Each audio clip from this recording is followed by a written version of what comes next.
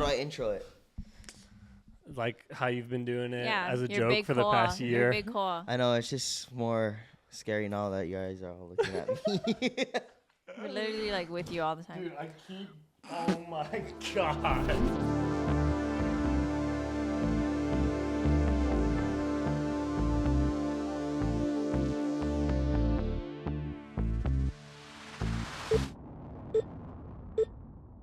What's up, guys? Welcome to our first episode of What's Your Thrill. We're with the Thrill Creative House team, and we got Kurt, we got my wife Chloe, and then myself. Zion. Yeah. But yeah. We wanted to start this podcast to really just share about our business and our journey, as well as just how we've connected God into our business and how he's really affected us in our business and our walk of faith. So we just wanted to shed light on that. And our creative director, Kurt, he's also a Christian and a follower of God. So I think the dynamic of our whole business was able to really grow when we brought him onto our team. So he has so much just light to share. And so that's why we wanted to have us three on the podcast. And we definitely will want to have some of our other team members join us too sometimes. But for the most part, this is going to be the dynamic of What's Your Thrill. And the idea with What's Your Thrill is because this is our thrill. But we want to bring on guest speakers to talk about their thrill, which is just kind of like your passions and and things like that. So this is our first episode, so bear with us. yes. Yeah. Because it took us 30 minutes to just film this one intro.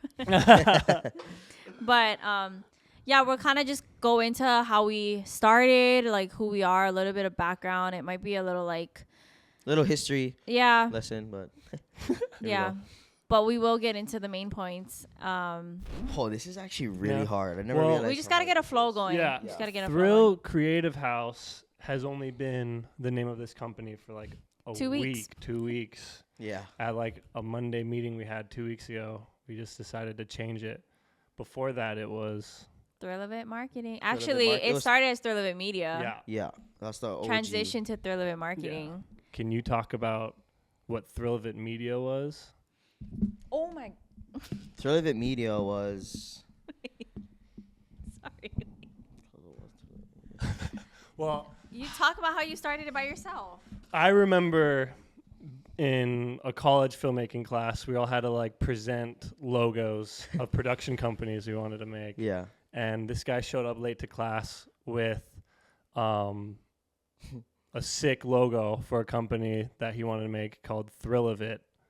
At the time, wasn't it going to be a documentary or something? No, at the time it was all I wanted to do was weddings because my main focus was money, and I knew wedding videographers made a lot of money, so that's kind of why I wanted to make it. I wanted just to be honest, I didn't want to go to school. I just wanted to start the Thrill of It without even going to TV Pro and just make money. But as time went on, and it was hard to get clients in the beginning, especially when it was just a media company. I didn't know anybody and stuff, so I was doing a lot of free work. And then after that, I met Chloe, and that's kind of when Thrill of It Marketing was created. Because you want to just talk about it? Yeah. Well, you started Thrill of It Media as your first business, right? Mm-hmm. And you're doing not side jobs, but it was just birthday parties, gigs, side small gigs, stuff. yeah. Concerts. And, Yeah. Well, really wasn't. I was doing the concerts for free. I think someone else was hired to do it, and then I was just filming. Yeah. So then when we met, I wanted to do marketing and social media. So it took us a while to really settle on what we were doing. But we knew that we wanted to have the freedom of a business. That was a huge thing in our relationship, was just having freedom to not be working 9 to 5s, right? So then we decided one day, just randomly, we were why don't we mesh the two things together? Because I was in the middle of just starting my social media marketing business when we met. It didn't get very far, but I was starting it and I really wanted to do it. And he already had his media business, so we were just like, why don't we just merge the two? And so that's what we did. But it wasn't until that show. What was the show? Oh, the million Undercover Billionaire. Yeah, Undercover Billionaire. It was Undercover Billionaire where Grant Cardone was on it, where we basically stole what he was doing. Kind of. He made a marketing agency, and then he told the people like, oh, we're gonna film 100 videos. Blah, blah, blah, blah. Oh, for real? Yeah. I didn't know that. And then, boom, he made it into a $5 million business in 90 days. And I was like, God, I was like, we can do that. And yeah, but I mean, obviously we've come a long way from then, because I don't think our mission is money anymore, which is a huge change in our business that we definitely want to talk about. But I think in the beginning it was just this drive to be financially free. Yeah, that was the beginning, because I was not gonna work at, I'm not gonna say the name, construction for that long. You know what I mean? And I was a server at a restaurant, so we worked for a few months together. This was like right out of COVID too, so we weren't working, and then we decided to get jobs while we pursued this dream of having a business. So we were doing both, and that was pretty nuts. Like, I'm kind of proud of us. Like, we did that. Yeah. And then after we solidified a steady income in our business, then we decided to quit our jobs and do it full time. Yeah, and then it just got hard. Then we needed to grow our team, and that's when Brother Kurt came into the picture. Yup. Okay, well, we skipped a few steps. Well, summarizing them, you know, we have to say every little thing. No, but we can get, I think we can, as we go forward, we'll get more into the nitty gritty, but if I can back up a little, for me, like, I feel like you always had, like, the drive you're talking about when you're watching, like, that Grant Cardone show. I feel like that always existed with you, because me and Zion met in, like, a Leeward Community College filmmaking program called television production. It's also where I met my wife, and, like, we've met some of our closest friends there. I was in there to get into, like, narrative filmmaking, but me and Zion both kind of came from the same, like, roots in what made us want to do video, like cliff jumping. Yeah. I don't know, you're doing like bodyboarding videos and just like Hawaii adventure videos we were watching. I was trying to be like Nine Langer. Yeah. It was in that like peak Instagram adventure video phase when we were like in our later high school years. So I think that's when we got like DSLRs and got really into it. And I think we were both in that place where like, well, what are we going to do for work and what are we going to go to school for? And we were both really into video. So I think that's how we both ended up in those places. But I wanted to, like, once I made that step, I then wanted to go on the route of like narrative filmmaking, like directing actors and stuff. But I remember watching Zion, like he would skip class sometimes, but I'd see on his Instagram story that he'd be in like Kauai shooting a concert, or he'd be like on Stairway to Heaven making a cool travel video. Editing class. Yeah. So it was funny because like your projects in class were like, you kind of just, a lot of them you would just like make them real quick, and then your project outside of class would be sick. But I don't think anyone, I think like my the two biggest projects of the course, the 5-minute capsule and then the 10-minute, I did them like the 2 days before it was due. I wrote the script after I was done. Dude, and I was so Don't do impressed. that. No, it was like one of the best videos in the class. And meanwhile, I'm over here like I spent the whole like 3-semester program planning my like final 10-minute film. I'm like, this is gonna be the one that like gets me out of here. Like this is gonna be my big film. And it was just, like it's your first film. It's gonna have a bunch of problems either way. But you did it quick, and I spent so much time on mine, which was funny. But I just remember towards the end of the program, you were just getting a lot of gigs. Like you and Micah were working a lot together. Yeah. Shout out Micah Rondon. Yeah, I think we started just like having each other help on projects outside of school. Because I think we liked each other's work that we saw in class. Like I remember you asking me to like send you the like 5-minute film I made, and I asked you like we could just like tell that we dug each other's work. So yeah, I always like saw the hustle in Zion, and then we'd help out with projects, and then I saw like Thrill of It was growing a little bit, and then once these two met and started working together, it was like boom. It was crazy to see the like big spike because you could bring your talents and backgrounds together. You're a really good talker, yeah. I just yap. I know, but I wouldn't be able to say something like that. Like I can't get that deep. I'm just trying to bring it from. I know, and that's good because mine is like I say something and then I'm like fast forward like 20 years, like here, then I go back and then I'm like 20 years. Really. It's over exaggerating, but you know what I mean. It feels like it's been 20 years. There's so much we can talk about that. Like I don't know if we want to talk about like the job after COVID that we had together when you were working in construction. Like we both worked in editing. For I don't even know how to how do we even go? Like what's the timeline to talk about this? Well, okay, after college, we were doing a lot of free work. We were just taking whatever we could get. This is before we met. Yes. Yeah, before they met. Pre-Chloe. Yeah, pre-Chloe. Actually, kind of during, because I met you when you were working there. Oh yeah, she did meet me when I was working with you over there.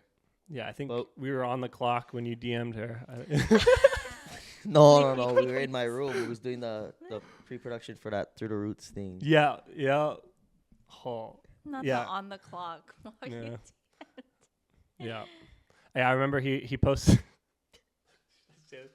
he posted a story of us working on a music video like treatment, and I don't know, it was something like 10x the grind never stops, but he posted it so that Chloe could see that he was a hard worker. That's new information. That is new information. Forgot about that. But yeah, I mean, after college, it was just free work and then whatever kind of like production work we could get. We were just taking whatever we could get, and we got a lot of I think we had a good mix of production experience. Like editing for some local TV stations. I was interning with Antonio with Vision Eyes too, you know what I mean? So there's a lot that we were doing, I feel like. You were at PBS, right? In college, right? Yeah. I was getting my hours at PBS. Yeah. How did you get in TV Pro we had to get 100 like production hours. How did you get your hours? Well, shout out to Antonio for that one. Oh, for real? You think you got 100? Well, I made it up, bro. I made it up as I was walking the class, writing out the paper. Oh, also, on the first day of the television production program, we were told if we missed 3 days, any 3 days of the 3-semester program, we would be dropped because it was like an intensive, only 20 people in that class. They were on a waiting list. So it was like very important to not miss any days. And I think you got those 3 days out of the way in like month 1. Did you miss more after that? You didn't even want to know. I was barely there. I think when I came, it was like, oh, Starbucks here. No, I remember him showing up super late one day, and he smelled like a campfire. Like he was like in his red flannel, smelling like he was just camping on the beach, and he just came from it. But he was holding a giant like gimbal, like the Ronin M. Remember that? And then we're like, oh, Zion, you show up sick, and he's like, oh, I'm just here to ask Matt to help me balance this gimbal. And then he showed you, and then he left. Yeah. I remember that. It's really embarrassing. I think we can let's talk about our journey, like after we started our business to how we got to this point of like bringing Kurt onto the team. I think that would be cool because just in brief, I mean, obviously a lot happens in those. It's been 3 years, which is cool. I feel like it's been longer, but also like, I can't believe it's been 3 years thinking about that. It's kind of blowing my mind a little bit. We started this business in our apartment. Actually, it kind of started in your room. Yeah, I had the whiteboard, and Simba was on the whiteboard, and I said, you know what, look, if we have this much clients at $5,000, we're going to have this much in the bank in the month. Okay. Anyway, it really started, though, when we moved into the apartment. We had a little office in there, and after we would work our jobs, we would just come home and, like, grind for a few hours. And we got our first client, which was huge. Uncle Ian, shout out to CNS. Mm-hmm. He gave us a huge opportunity, like just to start and try it out. Yep. And from there, we grew like pretty fast, I would say. Also, I felt like the sacrifices beforehand, like doing all that free work, like got us a lot of opportunity. Like It did, like yeah. with Cool Oil, you know what I mean? Like with Mhm. Frank and stuff. Like they reached out to us. Because there was a relationship built. Yeah, but there was because of that relationship, Cole was able to have all these opportunities to like ask Yeah, and in the beginning, we still did a lot of free stuff. work No, yeah, and, just to build relationships, and I think that's when our mind was starting to shift from that money hungry to now realizing that we It's not- cared more yeah. about the relationship we had. There was just so much that went into obviously growing this business. And I want to get to the part where we bring Kurt on, because I think that was a full circle moment for at least you guys and for me. I think that was something that we wanted to work towards, having someone like Kurt on our team. So starting back in the beginning, where we were kind of going with it is we did a lot of free work. We did a lot of building relationships. We did a lot of stepping outside of our comfort zone, doing projects that we weren't really familiar with. And I think where you were trying to go with that is you already were previously doing it before we had our business, and it all kind of came back around when we were looking for potential clients, that the relationship and the seed was already there. And now these people were willing to invest into us. Yeah, and like I guess when you're starting out, right? I think all of us know that like we sacrificed in a lot. I was doing a lot of free stuff, and like, but in that we were building these relationships, like you said, and all it took was for us to just ask when we started this. Yeah. We And, sat like, on this business idea for so No. long, right? Remember that moment we were in the car Yeah. driving past Moana Loa or Red Hill, No, I literally and then remember. we was like, We were like, why- what are we why doing? Why don't we just send a text? Yeah. Send a text to everyone that we knew that had a business, and we did. And then that was our first client. Yeah, and like Yeah. some didn't reply, some, but it was just like bang, just like that, and I was Yeah. like, so oh wow, God. Because we Just like we that, were huh? like planning the start of this business for so long. And then we were just like, one day we was just like, what is really holding us back from just doing it already? And it was just to ask. We had all these people in mind that like, we were like, oh, we could do it for this. We could do this for them. We could do this for other people. And it really just took sending that one text message. One text message Yeah. can change Well, everything. like 5. Well, I mean, like, yeah, but really, it's What do you have to lose? yeah, like, Basically. Yeah. If you have a dream and you have a desire to do something, like, really, what is there to lose, you know? So, and I think that became a big thing for us. think- Every time we felt that fear, there's being feared of like rejection, right? But like, and what are we they gonna say tried. no. We're like, okay. I think move that on. was something that we also experienced that was really big for us. Was we did that like week of rejection, right? Which is, it's kind of just this like experience of seeking rejection and kind of putting it in your mind that makes the no's less hurtful, right? So you go out and you look for rejection. You try to get no's because that's the point of this, right? It makes your no's, you're like trying to find it. And what it really, really does though is it takes that fear away from doing the things that are stopping you or hindering you from growth. Yeah. So we did that. We did it a few times actually. And I think that was a big thing that helped us in our business too, in just terms it of like was growth. in the beginning, or Yeah. getting to the point of quitting our jobs. That sort of took. Yeah. I mean, it was a different drive, before, like when you're like on that journey and like you don't want to work 9 to 5. You know what I mean? Like, I know for me, I was like, hell no, I want to get out of this. So it was Zion and like, I never held a job longer than 6 months. yeah, like I don't know if that was a consecutively. good thing or bad thing, but I just couldn't. I was just like, "Ah, screw this. Wait, you can never mind. Okay. Anyways, Well, I didn't know about the week of rejection. That's Yeah. sick. It was where is I that forget from? how we found out about it, but I seen someone do it and I was like, wow, that's crazy. Yeah. Like, I mean, she was doing some gnarly stuff. Like, she would go into places and ask like, hey, can I like try this? Like, and like, I don't know. It was just cool. Like, or she would like go up to random people by herself and travel the world by herself and like ask like, oh, like, would you guys mind like giving me $100? Like, just like all these like crazy things, right? And it's just that fear of judgment. It's that fear of being rejected that you kill by doing that.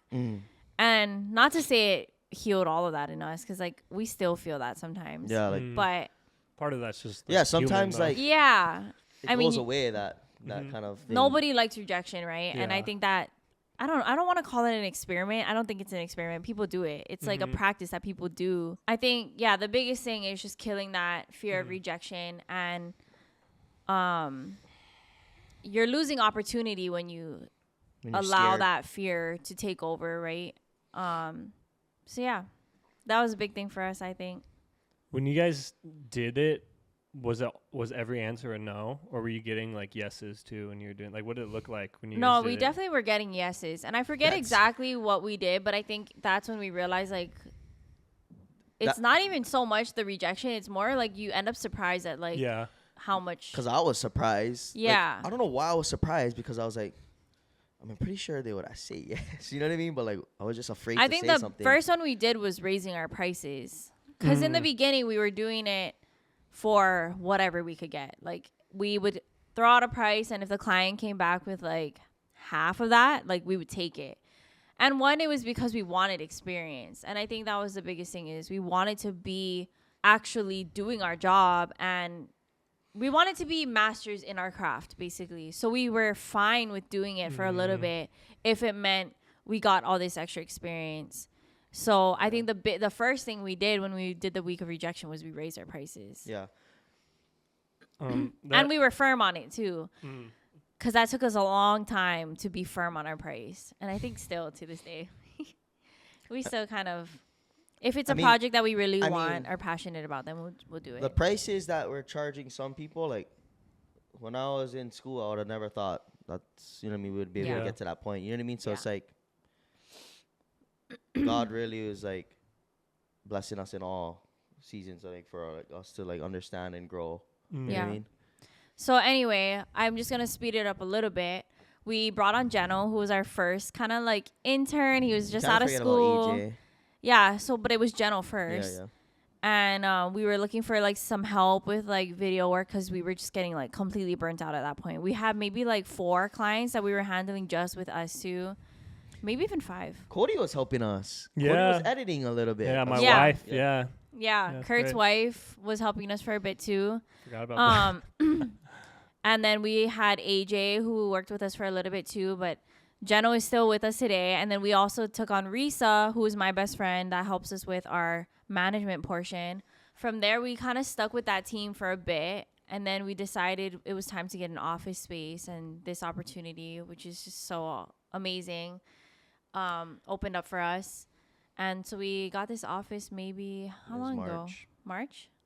April, May, June, July? 4 months ago. And right before that, we actually brought Kurt on. Sorry. It was before the office. Yeah. But it was already in the works. We were looking for like over a year, right? Yeah, I think we were like, remember we had the meeting with Uncle Ray at Cooney's? About hiring? Yeah, we're like, what do we do? Like, how do we grow? Yeah. We was like at a plateau. We couldn't get anywhere. Because we were like maximized in our capacity, and we were just stuck on how do we get out of this? Like, how do we grow when we're just completely maxed out? And then it was kind of like, do we just like invest into someone and like pour out our, you know?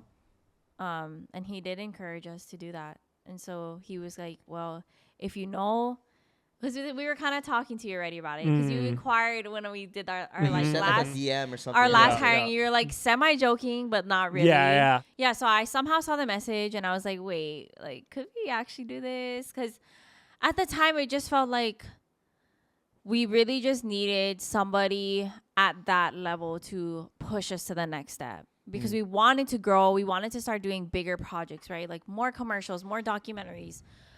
Sorry, I don't know why my voice is like all weird today, but we wanted to get into that side of things, and we already knew Kurt. Like, we knew his work style was kind of like where we wanted to be. In a sense, like, I think we just saw that he could add a lot to our team.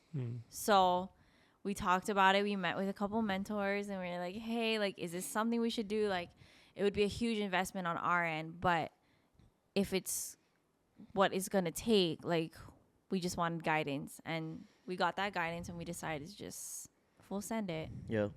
So we decided to replace Kurt's job. You're welcome. Yeah, thanks. Yeah, thank you. you guys talk about how it was this like leap of faith for you. And I think for me, like I'm coming from a bigger corporate company with a lot of, they have like, you know, whatever, 50 years of doing that. So changing to like working with my friends, you know, like it's a big, when you describe your job to your dad, it's like you want it to sound really like safe, and you know, you have a wife and stuff. Like I think for me, I mean, me and my wife just prayed about it a lot, and we're like, this is like the quality of life will improve so much doing something that I like truly love to do, and working with people that I already get along with really well, and that I know like we all care about each other, and we all have like each other's best interest in mind. And it's crazy just to see how much of like a quality of life improvement happened when I did like, you know, take that little jump. And for me, it definitely, I switched to being in an environment that was very, it encouraged just, it gave me a lot of capacity and room for other things in my life, just because I was already doing something that I enjoyed. So me and my wife really stepped into like ministry with our church. Really at that point, we were able to have more mental space and more time, not doing the 8 to 5 in traffic every day either. I just more time was created too in our lives. Every part of our life really just grew from taking that step. Yeah, and I think that's the biggest part of, one, this podcast, and two, our business that really transformed itself, especially when we brought Kurt onto the team, because Zion and I were already in our faith, and we had a lot of trouble merging that with our business, I think. And we were challenged often about that. Yeah, that was like in our own flesh, right? Was just like, we have to care about the financial side, right? Because it's a business. We've now invested so much into this business. We have a team of 6 people now. And there was a hard time trying to really allow that to mesh with our spirit, right? And like the side of us that was following God. And I think we were just, every time that it came up, we really were just like, how do we mesh our faith with our business? And I think when we brought Kurt onto the team, it was a much easier mesh, because now we had somebody who was also walking in faith, and it allowed us to surrender the business to God, right? And it became a business that wanted to glorify Him only. And I think the biggest steps that we took to do that, right, was one, like being able to pray before shoots was huge. So that was something we never really did. Allowing God into our workspace was just a huge jump. And I don't know why it seemed so hard. I think making that connection was just, it was just like a weird like bridge that we had to gap. Sorry, a weird gap that we had to bridge. And I think besides that, it was just seeking God out in why He gave us this business. Why did He give us the talents that we have? Why did He give us this desire to have this business? Because that is all given from God. Yeah. And there was a purpose that He allowed us to be successful in this area. And so it was really just having time with God to seek Him out on why. And I think that was huge for us. So I don't know if you want to talk about our real goal with this business is to obviously serve the Lord, serve our God, and be the hands and feet of showcasing, right, all the different walks of faith. And I think we haven't fully got there yet, but I think that's part of the journey, that we have a vision and a mission for our business. That's what we're just patiently waiting, right? And just keep praying on it. I don't know, you hit it right on, like the spot I was gonna say it, but so yeah, I think business and faith are just like not commonly talked about in the same setting. I think where I was when we first started, and it was like a struggle for me, was like, what am I supposed to do? Not work and just trust God? And like, he felt like working harder wasn't trusting God. And I think that was the confusion, right? Yeah. Because it was like, well, if I'm not chasing all these things, I'm not chasing my next client, I'm not chasing my next project, am I not trusting God? And I think where we fell in that, right, was we just prayed on it. And we still worked hard. But before every meeting, we asked God to be. That was the big one. I feel like for me that helped me get to understand it more was like when we wanted a new client. We were scared of no. Yeah, we would pray. We would pray before we start. And I was like, you know what, God, even if the answer is no, we'll be okay with it. Yeah, so I think it was, as long as it's right with you, your will be done. Yeah. And then stepping into it like that, it was like it took like this stress off of us. Because when we didn't get the client that we maybe thought was gonna work out, we knew it wasn't in God's will, and there was a purpose for that, right? And then it felt like God was protecting us from things that maybe we couldn't see ourselves. Yeah. So I think that was huge, was learning how to surrender our faith, our clients, our business to God, was just telling God, like, whatever is in your will, like, let it be done. And whatever is not in your will, we're okay with that, and you're still good in our eyes. So, yeah, I think we're still growing. Especially in this area. Definitely. Because in I all think, areas. yeah, and you know what I think it is the worldly view of money is tainted. And I think that's what makes it hard, is because we grew up in like the worldly view of money, and we wanted to stack our bread. We wanted to do all these things to be at a level, right? And we really realized like we're already rich. Yeah, and like I was just, I don't know if I was telling you, I was telling somebody like right now, we're like the most rich we could ever be. And we're able to provide for our family, have a roof over our head, film a podcast. Yeah. You know, like all these things that kind of we just kind of like throw past us, you know what I mean? But man, some people like they're asking God for like a position that we're in right now. And we're over here not satisfied and wanting more. And like when you put your like, I guess when you put your trust in the world and like you'll never be enough. It's never enough. Yeah. And you'll never be satisfied. You'll always be chasing that. Yeah. Until like you can appreciate what God's doing right now. Yeah. Then you can feel his blessings. You know what I mean? It's not like going past like, cause I need unlifted Chevy. No, you know what I mean? Like, and I think that's something you and I still always have to have conversations about, right? Is because yes, God wants us to have desires, and he wants us to have hope and visions and all these things that I think it's making sure that it aligns with God is what and making sure that your intentions align with God. Yeah, like Gabe told me Shout out Gabe. Shout out Gabe, sorry. Not the name dropping. Am I not supposed to do that? No, you can. Huh? Okay, it was the posture of your heart. If it aligns with God, he'll bless you. Yeah. And I was like, when he told me that, I was like, oh, that's true. That's so true. And I didn't like understand like at first, but then now it's like it all makes sense later. And I was just telling you this, was it yesterday? Where it's like you don't understand till you understand. Like really, like it's but when you do understand it, it makes perfect sense. Yeah. And I was like, I don't know, like, cause that was me before. Like I didn't understand all this, and then when you explain it and I fully get it, it's like, huh. Yeah. You know what I mean?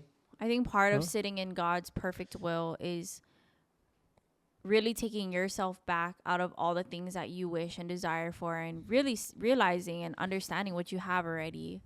And I mean, it even goes down to the very basics of even having a husband, a wife, a family. Like those are all blessings that are straight from God. And to have a healthy family, let alone a house. And I mean, even this office was a blessing that only God could have provided in his perfect timing. I mean, we were looking for over a year. We got denied all these things. Like it didn't work out. And, you know, we just knew though that God had something better for us. And I think that it shifted our whole thing, right? Because I think in the beginning of our business, like whenever we got no, or whenever we didn't get the things that we wanted, or we didn't hit a certain, like a certain thing by a certain time, and we were really beat up about it. And I remember like we lost a client, our first client. And I remember I was so beat up about it. Like I was like, oh my gosh, how is life going to go on? Without realizing like that client was also hindering us from growth because they weren't a good fit for us, you know? And at that point, I think I was holding on to the monetary side of it and like knowing like that was part of our income. Yeah. And now, and I see it, it's so different because now it's really just, if it's not in God's will, like I don't want it, you know, like I don't want it. And I'm already just so thankful for everything that we have. I mean, to even be with this team and like even having Kurt on our team, it still feels like a huge blessing for us because God could have only provided that, you know, like just to see how far we've come basically is what I'm trying to say is like, it's so easy to get lost in wanting more. And I think you felt in that a lot. And it's nothing to be ashamed about. Yeah, like, I mean, all I was looking up to was like Grant Cardone, right? And like that guy was all about 10x, you know. And that was a huge idol that you had to lay down because even up until like a couple years ago, like everything you wanted to do had to mimic what he did. I mean, okay. When I met Grant Cardone. Yeah, when I saw Grant Cardone a whole, I was tripping. And like, when we got back, I was like, no, we have to do this, and like 10x. Like, we cannot do that. Yeah. But that's what was like building all this confusion with me and like wanting more and more and more. I wasn't satisfied at all. Yeah. You know what I mean? Because the things he says, right? Like, if you're not in the top 1%, then you're not. Yeah, like anything at all. Seriously, like it was basically he said something in the book. It was like if you search marketing and I'm not at the top, I didn't do my I failed. You know what I mean? I'm like, oh bro, okay, that's what I gotta be like. Yeah. So it was just and we really liked his business model, right? And I think that was a huge thing was just because you like the way someone does something, we had to realize like money is not our God, you know? And even this business is not our God. Like this business is just a tool for us to glorify God. And that switch was huge. Like, I mean, sometimes I can't even believe and it's not a bad thing. I think it shows a lot of growth in our faith, in our business, in everything, like just us as people. But money was really the driving factor in the very beginning of our business. Of course it was, because we wanted that freedom. You know well, yeah, for me, it was freedom. Like, I honestly didn't care to be rich. I just wanted to be comfortable and have enough to not have to worry, you know? Yeah. I wanted to be Grant Cardone. Yeah. You know what I mean? I wanted to be rich. I wanted all this, all that. Yeah. And, like, I'm glad I'm not like that anymore. But sometimes, like, sometimes it still pops into my head, like, and I guess that's, like, where it gets, where I start comparing myself. But, like, I'm like, oh, because now I want this, I want that. And I'm like, okay, wait, hold on. Yeah. Why do I want that? Yeah. You know what I mean? But I think the biggest thing is that in the worldly world, no matter what it looks like from the outside, if they don't know God, they would never be satisfied. And I think that's something that we had to understand is like, we can't compare ourselves to people we see on social media or people that we see that seem to be living this dream life. Like, our dream life is right now. Yeah. Like, we have it already. And I'll say something. I kind of used this as an excuse before, where it's like, sorry, my phone is still on my jang.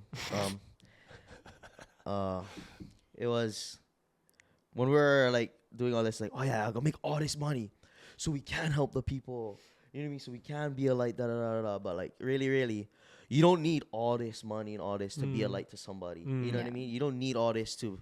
All you need is faith, really. Yeah. You don't need anything. You don't need no money. You can have $0 and God will work in these people. You know what I mean? Yeah. Because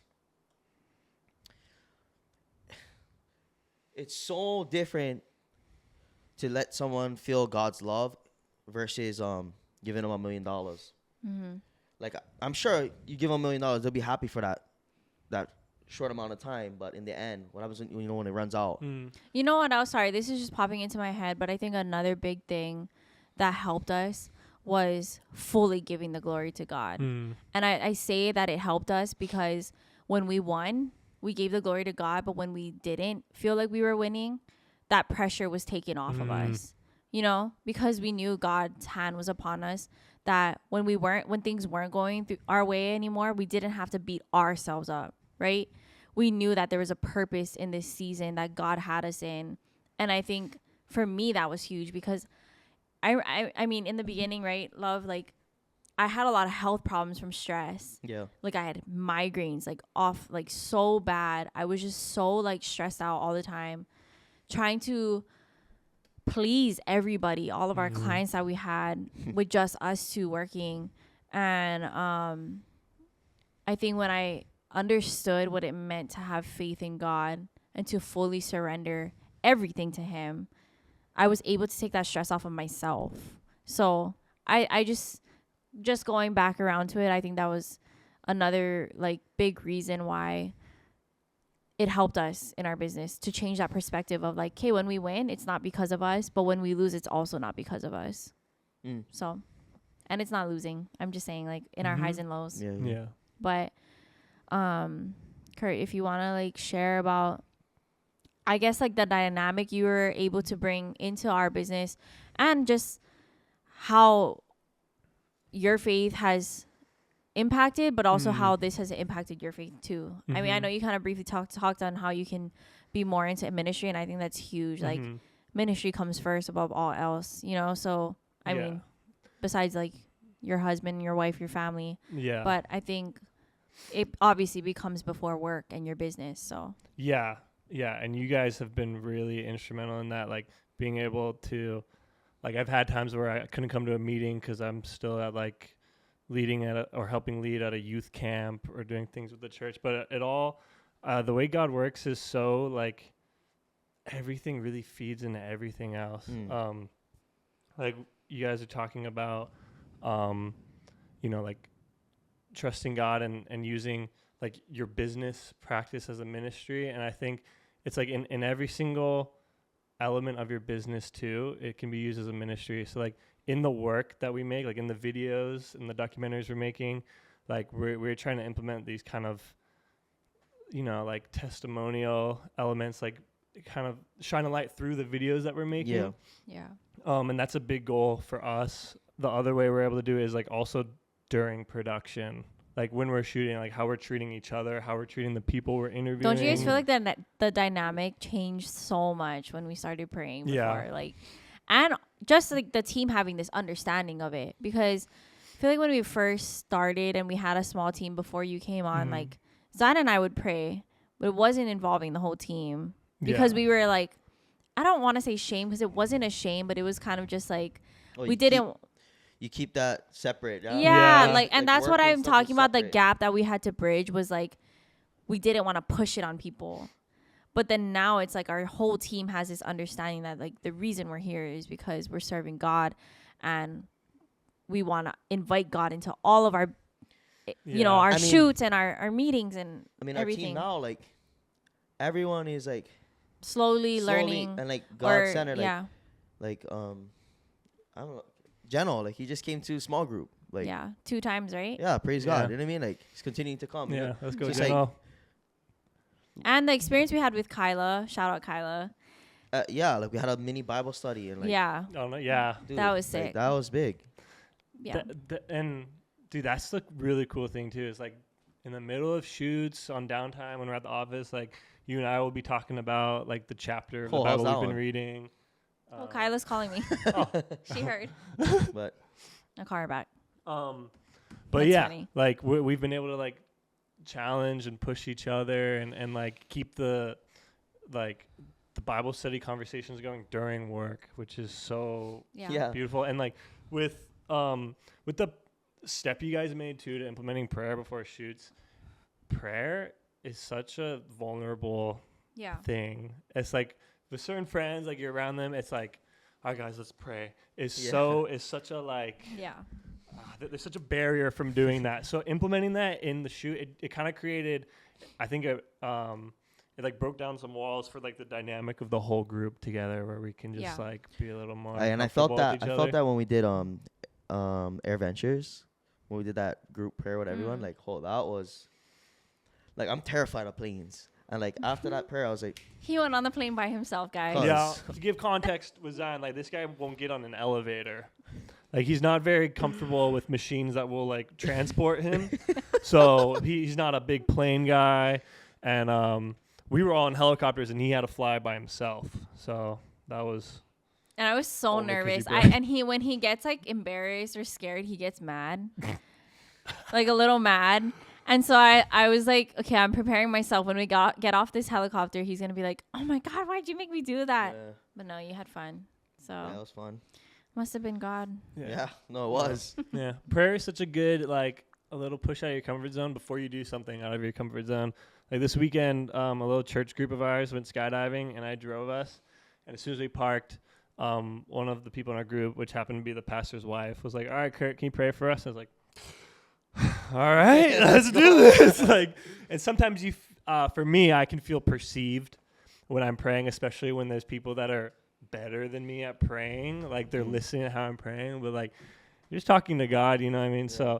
So after I did that, like, I don't know, praying in public in front of people for me is something that I'm still trying to get comfortable with. So it's like I was already overcoming something a little bit.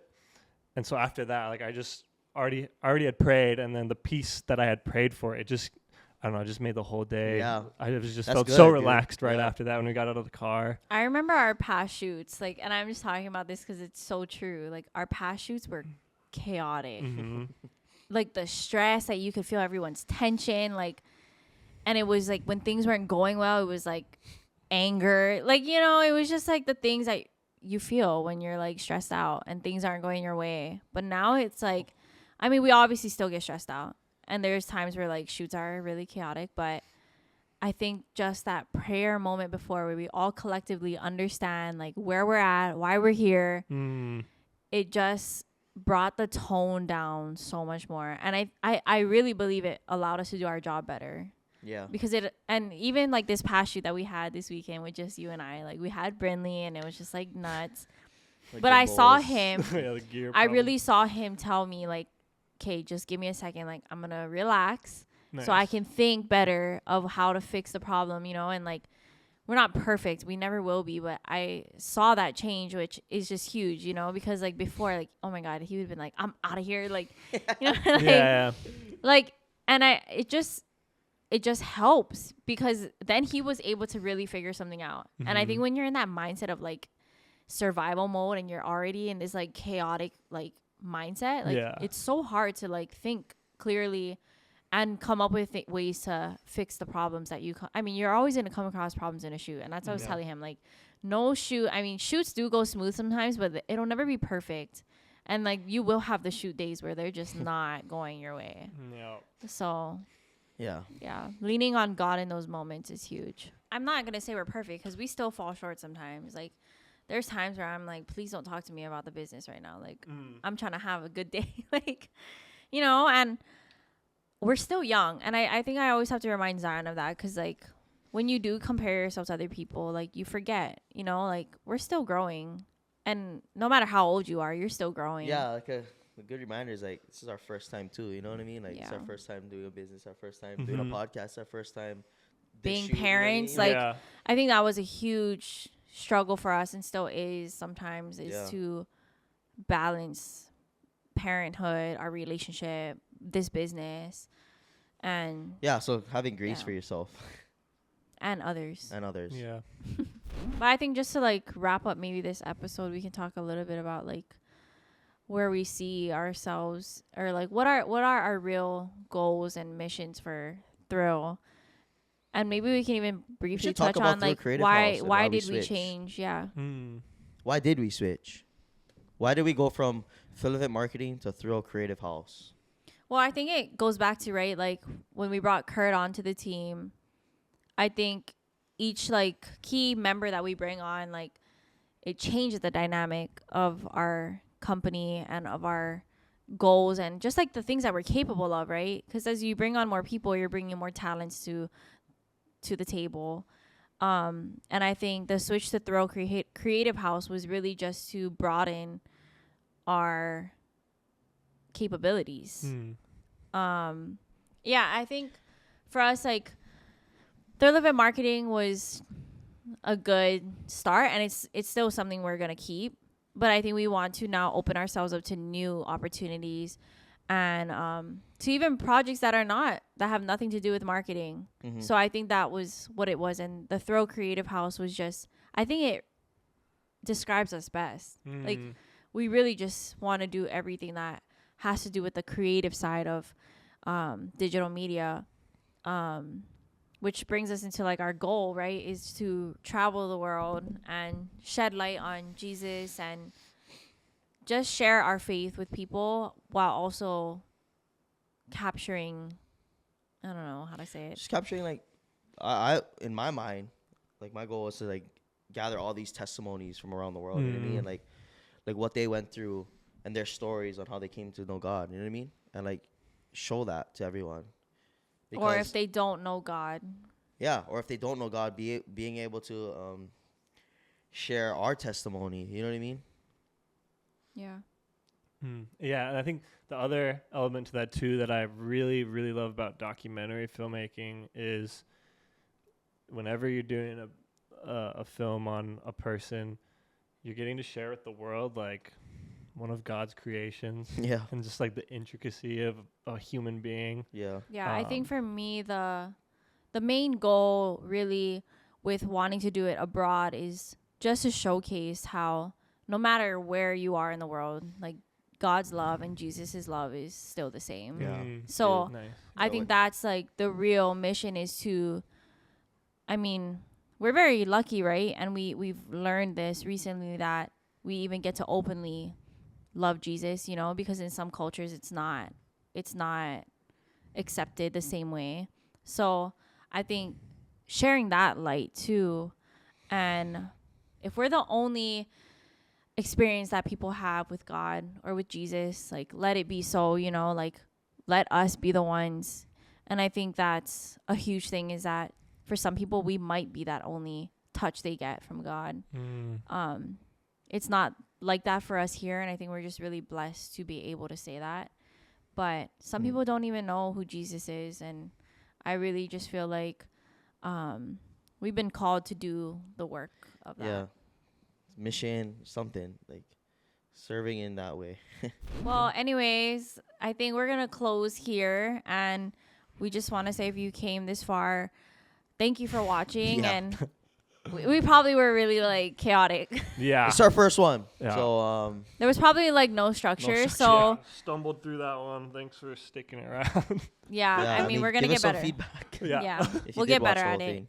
But yeah, this is going to be like our typical podcast. We definitely want to bring on some special guests. So Thank you guys for watching the first episode of What's Your Thrill. Shout out to our sponsors. please. I'm just messing around, but see you, Arizona. yeah, see you guys on the next one. Yeah. Peace.